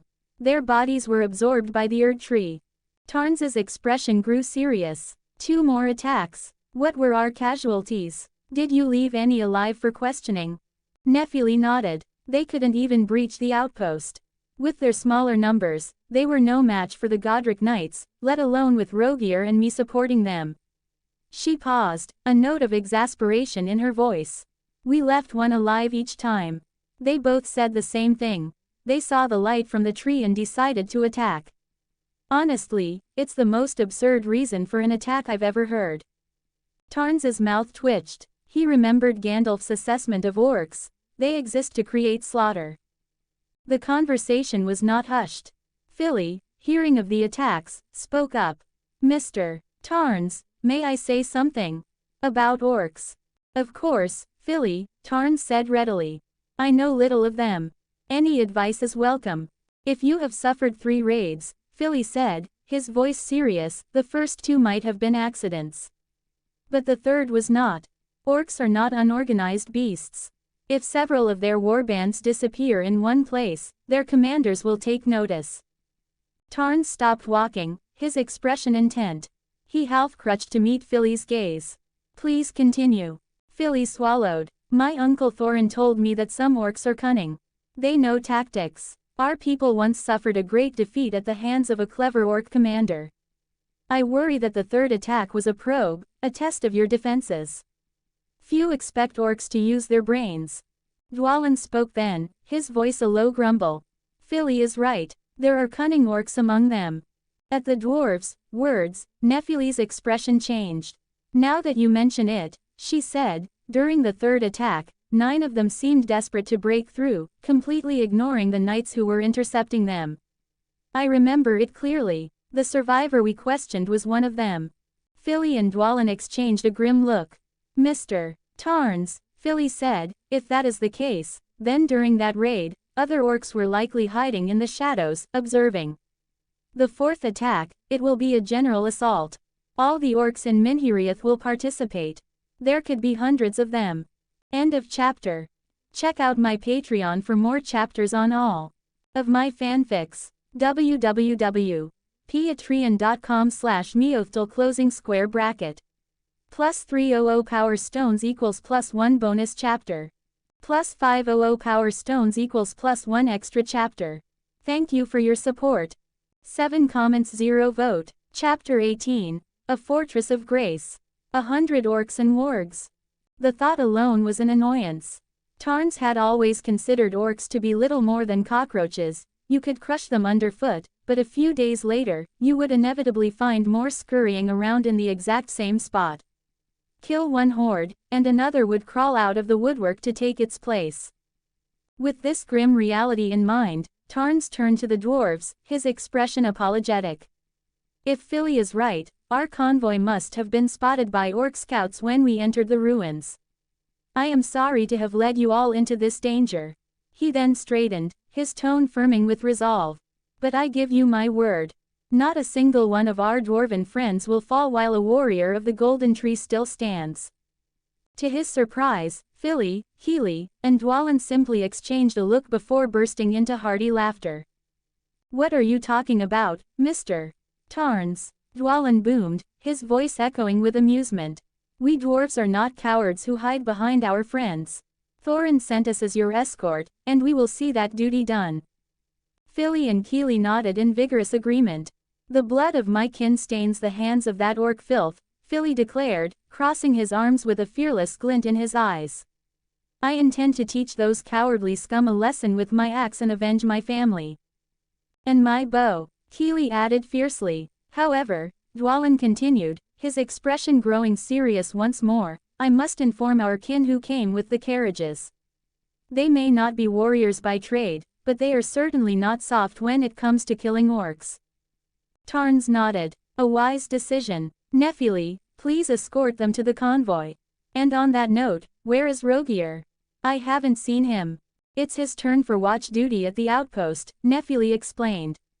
You'll see him on your way. After a few more words, Tarns bid the dwarves farewell and headed for the outpost. As he drew near, Rogier's cheerful voice drifted down from a watchtower. I saw the carriages arrive. A long journey, Tarns. You must be exhausted. I'd love to tell you about the road and the hospitality of the dwarves, but we don't have time, Tarns called up, his voice quick and urgent. The orcs could attack at any moment. I'll explain later. For now, have the soldiers double the watch. 2 groups, rotating on the towers. Rogier's relaxed demeanor vanished, replaced by a stern focus. I will keep a constant watch on the horizon. I'm counting on you. Oh, and I found an apprentice for you. You'll meet him soon enough. Tarns offered a final nod and continued swiftly toward the golden tree, leaving a wide-eyed Rogier staring after him. An apprentice? What in the world does he mean by that? Rogier opened his mouth to ask, but seeing the genuine urgency in Tarns's stride, he held his tongue. He would find out soon enough. Tarns hurried because of what Nephili had told him. In his absence, 2 more orc raiding parties had been slain, their souls absorbed by the golden tree. He was certain it had enough power to perform another summoning. He reached the great tree, which pulsed with a soft, golden luminescence. 10 days, Tarns murmured, gently stroking its trunk. It was 2 sizes larger than when he had left. You've grown strong. The golden tree seemed to rejoice at his praise, its branches rustling like a child basking in a father's approval. Tarns felt the wave of warmth emanate from the wood, and a faint smile touched his lips, easing the irritation the impending orc attack had caused. As his hand rested on the trunk, the familiar, interlocking sigil of the Elden Ring materialized in the bark. The moment he touched it, his mind sank into the connection, and the landscapes of the lands between flooded his consciousness. Just as he'd suspected, the reserves of golden grace had increased significantly. It seemed the tree not only absorbed the souls of the fallen but also accumulated grace through its own growth. Tarns centered himself. Philly had warned him that this would likely be a major offensive, with enemy numbers far exceeding 100. The number itself wasn't daunting. Mohgwyn's sacred spear had already proven its devastating effectiveness against mobs, and Nephile's storm-calling arts were equally potent. The problem was their own numbers. Even with the dwarves, they had fewer than 30 fighters. They were relegated to a passive defense, unable to press any advantage. Worse, only he, Philly, Keely, and Dwalin were capable of mounted combat. But Tarns pictured the small ponies the dwarves rode and then imagined them facing a charging warg. He grimaced and mentally struck them from the list of cavalry. Those poor ponies weren't trained warhorses. They would panic and bolt at the first roar or scent of a warg, and they were ill-suited for navigating the ruins and forests of this land. Philly had told him that for war, dwarves rode fierce, robust mountain rams, their true mounts. They could certainly hold the line, but pursuing and annihilating the enemy force would be impossible. The orcs would scatter and return, like cockroaches, to plague them another day. Tarns now fully understood the deep-seated annoyance in Philly's voice whenever he spoke of them. He swore to himself that once he had the numbers, he would scour every last orc from Minheriath. For now, he had to focus on crushing the main force. If only Nephile's Stormhawks were here, he thought with a pang of regret. They could pursue the fleeing orcs with ease. His mind drifted through the familiar images of the lands between, his thoughts lingering on the dimmed icon of the Stormhawk. For a moment, he could almost hear their cries and see the cold glint of the hook blades on their talons. But summoning a Stormhawk required summoning all of Stormvale Castle along with it, an impossible task. He didn't give up. Another creature appeared in his mind, the flying dragon Agil. The summoning condition, however, was just as steep. It required summoning the entirety of Agil Lake and the village to its south. He had enough grace for the village, but the vast, shallow lake was beyond his reach. A familiar frustration pricked at him. He could bring anything from the lands between to this world, provided he had enough grace. But the cost was immense. He took a deep breath, pushing the impatience away. Rebuilding his homeland was a slow, arduous task. Haste would only lead to ruin. He shifted his focus from Agil's icon and scanned the list of summonable locations and individuals. As his eyes passed over one name, a person of great importance to him, his gaze caught on a large building that was suddenly illuminated, now within his power to summon. He focused, and the image of a fortress bloomed in his mind. It was a military bastion from the lands between, built against the sea, easy to defend, and difficult to assault. Behind it, the vast ocean churned, waves crashing like roaring beasts against the dark rock, throwing up sprays of white foam. Above, seagulls circled and cried, their sharp calls echoing between the blue sky and white clouds. He saw the fortress as it once was, royal army soldiers in iron armor clashing with small, fiercely agile demihumans. Crossbow bolts rained down from the towers as the ragged demihumans fought with stubborn desperation. And within the fortress's main courtyard, he saw the massive, sprawled corpse of a demi-human queen. Her blood stained the earth, feeding the roses that grew around her, turning their petals a shade of unnatural, vibrant red. In the shadows of a high stone platform stood a lone knight in the royal army's armor, his red cloak fluttering like a blood-soaked flower in the wind. Slowly, he sheathed his blood-stained greatsword. Fort Hate. That was its name. Summoning it would not only grant him the strength of an entire fortress garrison but would also end the constant threat of orc harassment. They could never breach its walls without siege equipment, and if they were foolish enough to bring engines of war, their slow advance would give him the perfect opportunity to ride out and annihilate them. More importantly, summoning Fort Hate would also allow him to summon an old friend, a subordinate of Nephiles. Kenneth Hate, a noble of the Golden lineage who had once been stationed at the fort. A good-natured, if somewhat old-fashioned, man of his word. The brass dagger Tarns had gifted to Bilbo was the very same one Kenneth had given him as a reward for retaking the fort, back when Tarns was still a stranger in the lands between. At the time, Tarns had felt shortchanged, a mere dagger for slaying a treacherous knight captain and reclaiming a fortress. Later, Melina had explained its significance. It was a symbolic item carried by the royal family, a mark of honor that identified its bearer as a friend to the Golden lineage. Giving that dagger to Bilbo had been a gesture of the same profound respect. He had only known the Hobbit for a day, but the little fellow's optimism and sincerity had left a deep impression. Kenneth Hate was someone Tarns absolutely needed. He lacked Nephiles' martial prowess and Rogear's magical talent, but he possessed something neither of them had: political acumen. He was one of the few who had ever truly earned the loyalty of the Demahumans, a testament to his unique abilities. In Middle-earth, where problems couldn't always be solved with a sword, Tarns knew he needed a man like Kenneth by his side. As if sensing his decision, the golden tree began to sway, its branches rustling in silent conversation. A tide of golden light surged from its trunk, washing over the outpost. The light spread, weaving a massive, luminous net across the ground, and the earth began to tremble. Yet the tremors were not violent. They felt like a soft hum, a whisper from the tree itself. The soldiers of the royal army were not alarmed. Instead, they turned to face the golden tree and began to pray. With a final, gentle shudder, a massive military fortress rose from the earth. Its walls stood 8 meters high, enclosing a space 100 meters in diameter, complete with ballistae mounted on its towers. It replaced the old outpost, which Tarns had willed to reappear 100 meters away. Between the new fortress and the old outpost, a small, blessed relay station also materialized, and with it, another person crucial to his plans.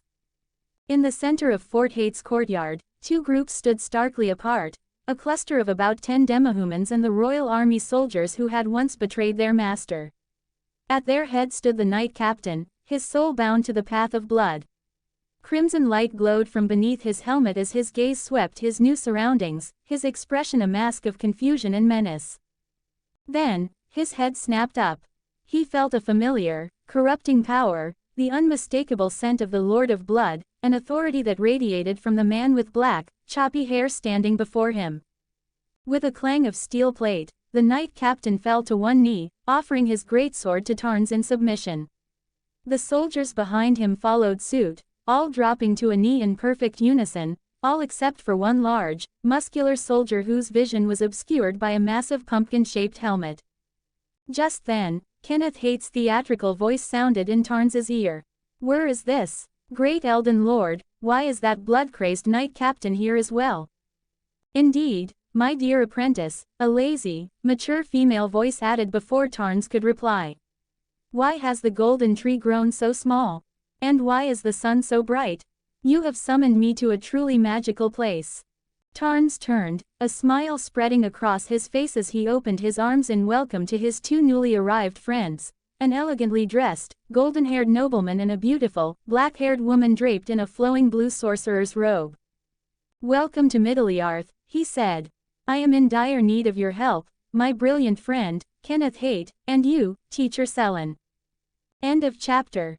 Check out my Patreon for more chapters on all of my fanfics. www.patreon.com/MeowthTL closing square bracket. +300 power stones equals +1 bonus chapter. +500 power stones equals +1 extra chapter. Thank you for your support. 5 comments 0 vote. Chapter 19. A Fool's Charge. Selen the Witch was Tarns's only true mentor in the ways of magic.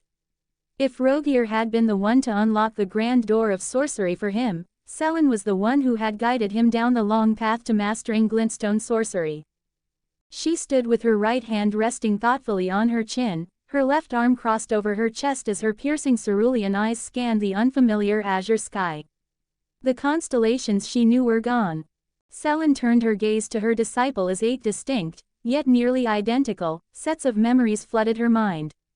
The sudden influx was enough to cause a flicker of disorientation, a sensation shared by Kenneth Haight, who stood beside her looking similarly dazed. But as a sorceress of immense skill, Selen was not one to be overwhelmed by a mere torrent of memories. Within seconds, she had compartmentalized the information, her composure returning. She looked at Tarns, a complex, self-mocking smile playing on her lips. Hey, to think the grand path I pursued was nothing more than a series of futile cycles. Disciple, should I call you foolish or simply stubborn? In all 8 lives, you chose to stand by my side without exception. If that old fool Jaren were here, he'd probably be furious, wouldn't he? Tarns smiled and shook his head. The guidance of a teacher is a debt that can never be fully repaid. You never looked down on me for being tarnished and taught me everything you knew. That kindness is more than enough reason for me to stand with you against any enemy. At this, the corner of Selen's mouth curved into a genuine smile. Still as eloquent as ever. Then again, you were always the strange one, fearlessly seeking knowledge from a so-called witch. Very well, tell your teacher what trouble you've stumbled into this time. Her eyes drifted to the golden tree, so much smaller than the one she remembered. Do you need my help cultivating it? That's simple enough. You should know by now, disciple, that the souls of living creatures are the finest nourishment for a great tree. Just bring a great number of them here and dispose of them. Tarns listened to his teacher's familiarly cold and detached advice, a wry smile on his face as he shook his head. Even if he could find a way to lure that many creatures here, aside from the orcs, the creator of this world would never permit him to rebuild his home through the wanton slaughter of innocents. More than that, his own conscience wouldn't allow it. If he went down that path, he would become no different than the blood-crazed thralls of Moj, lost to madness and slaughter. Selen seemed to read his thoughts, recognizing the familiar conflict in his expression. But I know you, she teased. You would never choose such a path. So, for now, just come to me when you face a magical conundrum. She glanced at Kenneth Haight, who had finally recovered from the memory surge and now wore a look of utter disbelief. It seems this nobleman of the golden lineage has also sorted himself out. You two talk. Your teacher has plenty of time. I've preserved the cellar you used to favor, Tarns said with a nod. I'll show you to it shortly. Selen gave a soft hum of acknowledgement before donning her witch's glintstone crown. The great, emerald green stone glinted, obscuring her delicate features as she settled into a deep meditation. Meanwhile, Kenneth Haight, a middle-aged man with a perpetually unshaven chin, swallowed hard and let out a long sigh. Tarns, your majesty, I don't know what to say. Tarns stepped forward and gave him a brief, welcoming hug before stepping back. Then let's keep it simple. For reasons I cannot fully explain, I had to leave the lands between and come to this place, a world called Middle-earth. I made an accord with this world's creator, who has allowed me to bring our home here, piece by piece. But now, we have a problem. Vile creatures called orcs have their eyes on the golden tree, and we don't know when they plan to attack. Kenneth quickly pushed aside the storm of thoughts in his mind and focused on the immediate threat. What are their numbers and individual strength? And what are our defensive capabilities? Their individual strength is laughable, Tarns explained. A single orc is about as strong as a demohuman, they rely on numbers to overwhelm their foes. However, they ride fierce mounts called wargs, which are far more dangerous. The two almost always appear together. We estimate over 100 are coming, though the upper limit is unknown. As for us, our primary strength lies with your new liege, Stormlord Nephili Lu, and a sorcerer named Rogier, who is skilled in Carrion sword sorcery. And now, of course, we also have my teacher, Selen.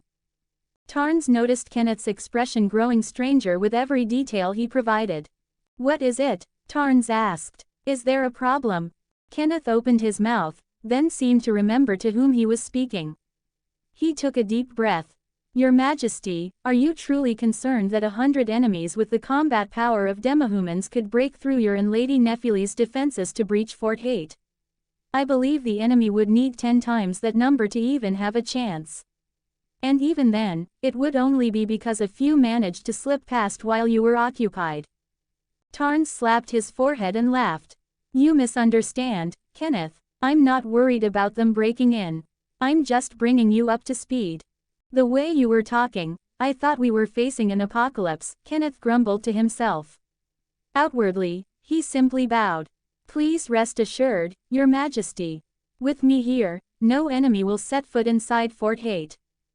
Just then, Nephililu's voice carried from outside the fortress walls. "Tarns, I didn't expect you to bring out Fort Hate itself." He could also hear the boisterous chatter of the dwarves accompanying her. Tarns went to the battlements and leaned over, shouting down, "There's more. Kenneth Hate is here as well. Come right in." At that moment, Selen stirred from her meditation. "Disciple," she said coolly, "this place is becoming crowded, and I detest crowds. Where is this cellar you spoke of? Take me there." Tarns nodded and escorted Selen to the Waypoint ruins, passing Nephili and the dwarves on their way. After seeing his teacher settled, he hurried back to the fortress. By the time he returned, Knight Captain Godric was already leading the Royal Army soldiers, deploying them along the walls and organizing patrols. Kenneth Hate stood respectfully behind Nephili, while the dwarves wandered about, curiously observing every detail of the fortress.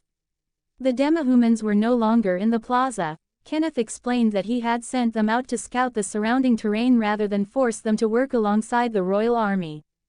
"Their prejudice and arrogance towards the demahumans will not fade overnight," Kenneth sighed, glancing at the knight captain on the wall. "Thankfully, that treacherous captain holds you in some sort of inexplicable reverence, so he did not question an order given in your name." Fili, Kili, and Dwalin then approached, their faces filled with awe. Kili, in particular, was practically buzzing with excitement. "What a phenomenal feat of magic, Mr. Tarns," he exclaimed, his eyes shining. "I've never seen a fortress rise from the very ground before." Fili and Dwalin nodded in agreement, impressed by the fort's defensive design. Thanks to Nephili's introduction, Kenneth treated the dwarves with courtesy, not mistaking them for some new variant of demahuman. "Fili," Tarns said, addressing the dwarf who was stomping on the ground as if to test its solidity, "have your kin stay within the fortress for the next few days. It might be a bit crowded, but it's far safer than being outside with orcs on the prowl." Fili's wheat-colored mustache twitched as he grinned. "We dwarves are not as delicate as men. A roof over our heads is a luxury for us." Dwalin hesitated for a moment. "Just now, we saw a group of creatures that looked like goblins leaving the fortress." "You are mistaken, good dwarf," Kenneth quickly explained. "They are the demahumans of the lands between, a different species entirely from the goblins you speak of. While they may look unassuming, I assure you they possess both reason and wisdom." "Kenneth is right," Tarns added. "I count a demahuman tailor among my friends." Kili let out a triumphant laugh and slapped Dwalin on the back. "See, Dwalin, I told you they weren't goblins." Kenneth chuckled. "However, I would be most curious to hear about these goblins, Sir Dwalin, if you have the time." Dwalin shrugged. I can tell you what we told Sir Tarns on the road." Meanwhile, hidden amongst the trees and ruins, an orc scout watched with bloodshot eyes as 7 dwarven carriages rolled into the ruined town. Only after the last one had disappeared from sight did the orc rise, whistle for its bored warg, and slink back the way it came. It soon arrived in a desolate forest where hundreds of orcs and wargs lay concealed among the rocks and trees. "Dorgas, Kazdayan," the orc snarled in its twisted tongue, addressing a hulking orc captain whose arm was plated with iron and who wore a human skull as a helmet. "Sir, there are dwarves." The orc captain narrowed its eyes and snatched the scout, dragging it close. "Dwarves? Are you sure?" "Yes, sir. I saw it clearly. The scout whimpered, nodding frantically. 7 carriages, full of them. The human wizard in the armor led them in. HMPH. Human wizard, the captain grunted, throwing the scout to the ground with a look of apprehension. Just then, another orc of similar rank rode up on its warg. Captain, the wizard has returned. Do we still attack tonight? The captain snarled, baring saliva-slicked teeth. Of course we attack. These softskins always celebrate when they return from a journey, dropping their guard. We'll wait until they sleep and take their heads. Even a wizard can't live without his head. The sub-captain flinched and backed away. You were right, Captain. Pleased by the show of submission, the captain roared, and now there are dwarfscum in his fortress. We will bring the heads of those filth and the wizard's head to the great Azog. Roar! The warg beneath him rumbled in agreement. The other orcs began to stir, but the captain silenced them with a sharp hiss. Quiet, you fools! Do you want the wizard to know we're here? The captain surveyed his forces. Nearly every orc warband in Minhirioth had gathered, numbering close to 300.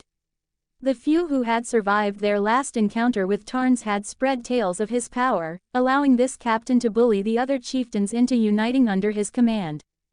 The sun bled across the horizon like a fresh wound before the night, a great beast swallowed the last of the light. Dark clouds smothered the stars, and a damp chill filled the air. The wind whispered through the trees, a prelude to the slaughter to come.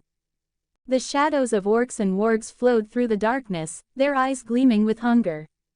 Their footsteps rustled on the dead leaves, a war drum beating in the gloom. Evil and darkness marched swiftly toward the ruins. They marched until the orc captain froze, his jaw hanging open in shock as he stared at the towering, gray stone fortress that now stood where the outpost had been. He saw the cold glint of crossbows on the battlements, all aimed directly at him. A voice, sharp as thunder, ripped through the silent night. Fire. End of chapter. Check out my Patreon for more chapters on all of my fanfics. www.patreon.com/MeowthTL closing square bracket. +300 power stones equals +1 bonus chapter. +500 power stones equals +1 extra chapter. Thank you for your support. 5 comments 0 vote. Chapter 20. The Path of Blood. Fire. At Kenneth's command, a dense volley of arrows swept through the charging orcs and wargs, impaling them like pin cushions.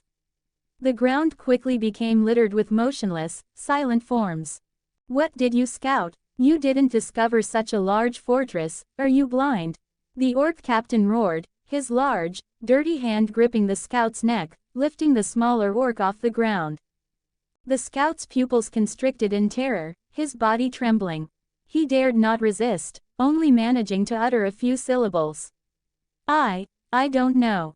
Get out. The orc captain threw the scout to the ground. The surrounding wargs immediately opened their blood-soaked mouths, eager to pounce. Moments later, the sounds of flesh and bone being chewed filled the air. The orc captain glared angrily at the sturdy Fort Hate, noticing that it was equipped with even more lethal ballistae, and the number of defenders was far greater than he had imagined. To capture this fortress, they would need siege ladders and battering rams. But having barely slipped through the elven and human kingdom's defenses, how could they possibly carry such cumbersome items all the way to the distant western lands of Minhirioth? The orc captain looked at the ridiculous iron sword in his hand, then at the solid city walls. This fortress was an obstacle they, with their current equipment, could not possibly breach. He watched as orcs and wargs, under his command, continuously charged the city walls only to be cut down by the rain of arrows, a surge of impotent rage filling his heart. Cunning and hateful human wizard. The orc captain wished he could cut off the opponent's head and then stomp on it. But retreating now would not only earn him the contempt of other orc captains he had forcefully subjugated but also leave him without the courage to face his true orc leader. So he roared, "Forget that fortress, you fools! Destroy all the buildings outside the fortress for me, that human wizard must pay a price."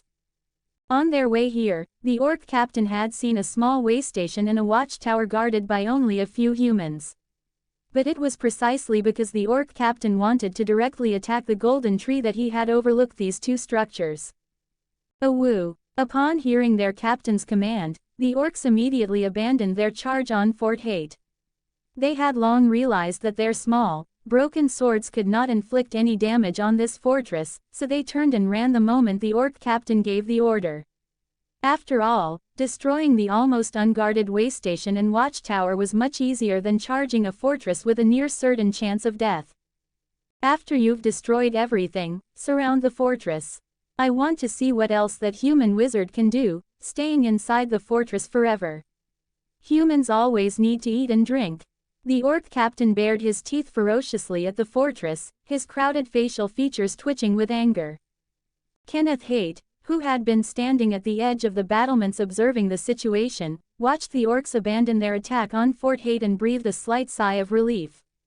Then he smiled at Philly, Keely, and Dwalin, the three dwarves who were still standing on wooden crates shooting arrows at the orcs who hadn't retreated in time, and politely thanked them. "Thank you very much for your help. The rest can be left to Tarns, Your Majesty, and Nephili Lu." Keely merely nodded in response, then continued to shoot arrows at the orcs below. Philly and Dwalin, whose archery was relatively poorer, stopped their actions.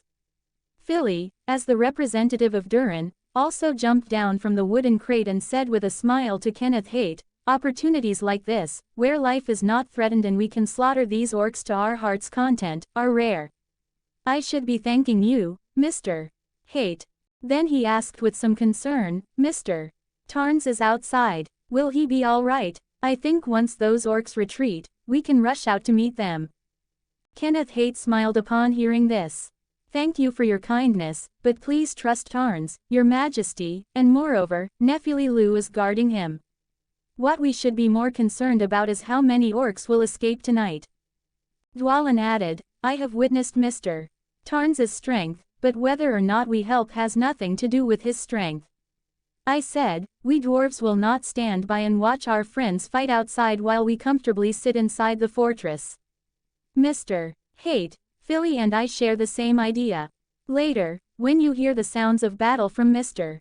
Tarns' side, let Philly and me down the city wall." Keely also turned back and added, "And me."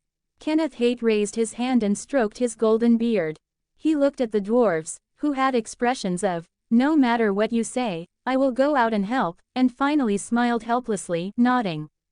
"All right, I will send 2 soldiers with you to support Mr. Tarns.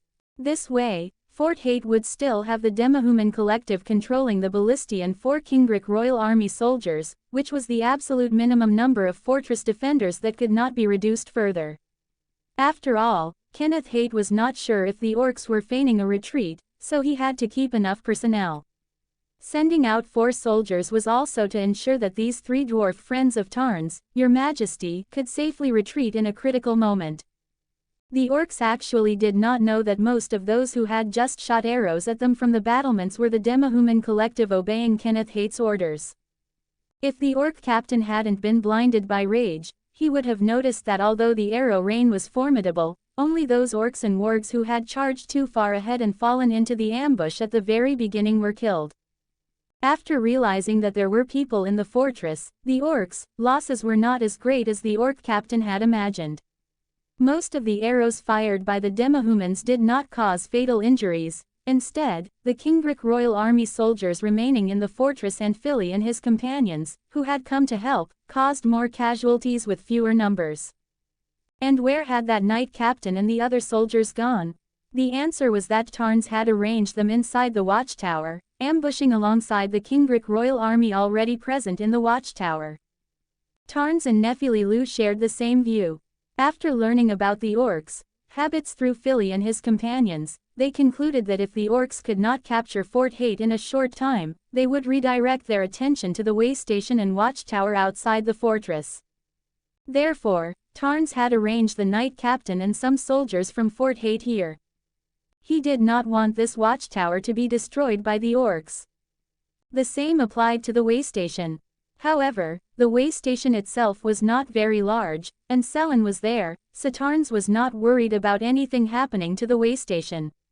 Furthermore, to ensure that nothing happened to Selen, Tarns had Rogier and 2 Pumpkinhead soldiers stationed in the spacious room outside Selen's basement.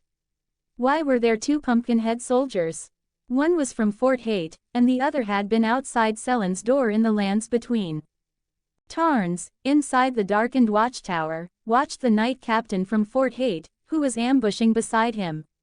This knight captain, who had fallen into the Bloodfingers, heard the distant screams of orcs and wargs being pierced by arrows from Fort Hate, and his aura became somewhat agitated. The whites of his eyes gradually filled with blood, and his hand restlessly gripped the cold hilt of his knight's greatsword. Tarns stretched out a hand and pressed it heavily on the knight captain's thick shoulder plate. Patience. There will be enough orcs for you to enjoy the slaughter. I will not stop you. The knight captain heard Tarns's words, and his restlessness calmed down slightly. Then Tarns took out a blood-red knight's medal from his spatial backpack. The medal seemed to have been soaked in blood, and it was also engraved with Smaug's three-pronged curse spear symbol. When the knight captain saw this knight's medal, his breathing quickened, showing an unusual desire. Tarns noticed the knight captain's condition and smiled. It seems you recognize this pureblood knight's medal. That makes things easier. You should know how difficult it is to obtain, right? The knight captain nodded repeatedly. Tarns held the medal and tossed it a few times, and the knight captain's gaze followed the medal's trajectory, moving up and down in the air. Tarns finally caught the medal, put it away, and then said in a stern tone, "If you want this medal, you must not be like a beast, unable to suppress the desire for slaughter in your heart. Otherwise, what is the difference between you and those orcs outside?" The knight captain was silent for a few seconds, then said in a low voice, "I understand." Tarns then nodded with satisfaction. "When the time is right, I will personally bestow the medal upon you. For now, you only need to obey my orders." "Yes, sir," the knight captain spoke again in a low voice. Tarns looked at him and shook his head slightly. He knew that the true object of allegiance for this knight captain, who had fallen into the path of blood, was not himself, but the power of Smaug's great rune within his body. However, it didn't matter, serving Smaug and serving himself had no substantial difference. But this knight captain's submission to him also indirectly explained one thing. Those Bloodfingers under Smaug, who were mad with bloodlust, might also obey his commands because of Smaug's great rune. Although this group of Tarnished who had fallen into the path of blood were very dangerous, if they could truly listen to him, then they would be a very strong fighting force. Tarns had even thought about what to make this group of Bloodfingers do. Aren't those orcs annoying because they can't be completely eliminated? Well, then let these Bloodfingers, whose desire for slaughter is high, hunt them everywhere. Since Bloodfingers are as bloodthirsty as life itself, there just happen to be the orcs, an annoying and unkillable race, to satisfy the Bloodfingers' desires. As the saying goes, evil people are dealt with by even more evil people.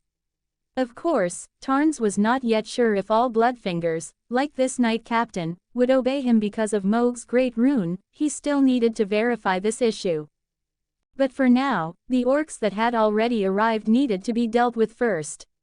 Tarns had already heard the strange cries of the orcs and the low growls of the wargs as they broke into the outpost. Destroy those watchtowers and tents. If you find any humans hiding inside, tear them to shreds. The orc captain's command came through. Tarns patted the knight captain's shoulder, who was almost unable to endure, signaling him not to suppress his desire for slaughter any longer and to begin the massacre of the orcs. A red light flashed in the knight captain's eyes. He drew the knight's greatsword from his back, then kicked open the watchtower's door.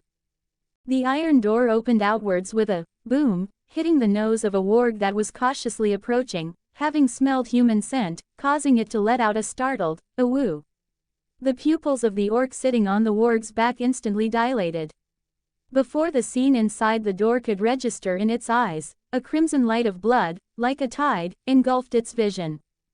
It was a dazzling scarlet, as if countless drops of blood had instantly condensed, transforming into a blood mist that filled the entire world.